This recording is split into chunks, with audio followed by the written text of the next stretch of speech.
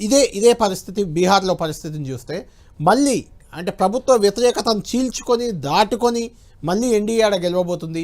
మహాగఠబంధన్ ఎంత ప్రయత్నించినా ఆడ గెలిచే పరిస్థితి ఏ సర్వే కూడా చెప్పట్లేదు. అక్కడ గెలుపు ఓవడానికి ఏంటి కారణం అంటే అక్కడైనా జూబ్లీహిల్స్ అయినా ఒక ఫ్యాక్టర్ కళ్యాణ్, ప్రభుత్వం పట్ల వ్యతిరేకత ఉన్నంత మాత్రాన అది ఆటోమేటిక్గా ప్రతిపక్ష పార్టీకి బెనిఫిట్ కాదు. There are other political factors, electoral factors అని. అది అక్కడ కూడా ఏంటి అంటే మీకు రూలింగ్ కోయలేషన్ అనేది మ్యాక్సిమం సోషల్ అరిథమెటిక్ సాధించగలిగింది. ఇది మొదటి కారణం.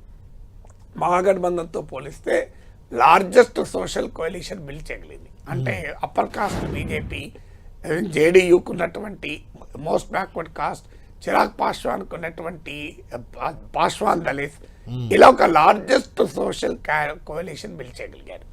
రెండవది మహాగఠబంధన్ తనకున్న core vote base, MY formula అంటారు, యాదవ్ ప్లస్ ముస్లిం, దాన్ని దాటి మీకు పెద్ద ఎత్తున పెనట్రేట్ కాలేకపోయారు.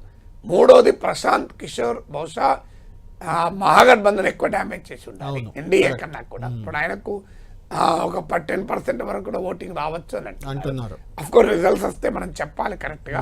ప్రభుత్వ వ్యతిరేక ఓటే ఆయన కనుక ఎక్కువ తెచ్చుకోగలిగితే ఆయన మహాగఠబంధన్ దెబ్బతీస్తాడు. నాలుగవది నాన్ యాదవ్ కన్సాలిడేషన్ జరిగి ఉండాలి. తేజస్వి యాదవ్ చీఫ్ మినిస్టర్ అవుతాడు అంటే యాదవ్ డామినేషన్ పెరుగుతుంది కనుక.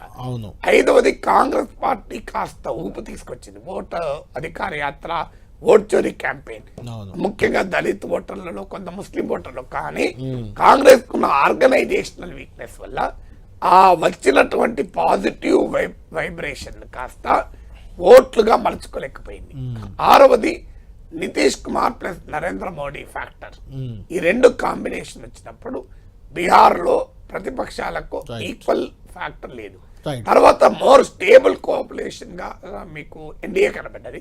మహాగఠబంధన్లో అనైక్యత కూడా కారణమైంది. Right right thank you Nageshwar గారు. మొత్తానికి ఇటు జూబ్లీహిల్స్లో అయినా అటు బీహార్లో అయినా కొంత ఊహకందే ఫలితాలే వచ్చేలా కనిపిస్తున్నాయి. ఎందుకంటే సర్వేలన్నీ ఒక సర్వే అలా ఒక సర్వే ఇలా చెప్తే ఏమవుతుందని చెప్పొచ్చు. కానీ సర్వేలన్నీ ఒకే రకమైన అభిప్రాయాన్ని వ్యక్తం చేశాయి. కాబట్టి బీహార్లో ఎన్డీఏ కూటమి మరోసారి ప్రభుత్వాన్ని ఏర్పాటు చేయబోతుంది. జూబ్లీహిల్స్లో కూడా కాంగ్రెస్ పార్టీ బీఆర్ఎస్ సిట్టింగ్ సీట్ని, మరో సిట్టింగ్ సీట్ని అనాలి. ఎందుకంటే already cantonment BRS sitting seat కైవసం చేసుకుంది కాంగ్రెస్. ఇప్పుడు జూబ్లీహిల్స్ కూడా కైవసం చేసుకోబోతుంది. ఇది ప్రొఫెసర్ నాగేశ్వర్ గారితో ఈరోజు జూబ్లీహిల్స్ అదేవిధంగా బీహార్ ఎన్నికలకు సంబంధించిన ప్రత్యేక విశ్లేషణ.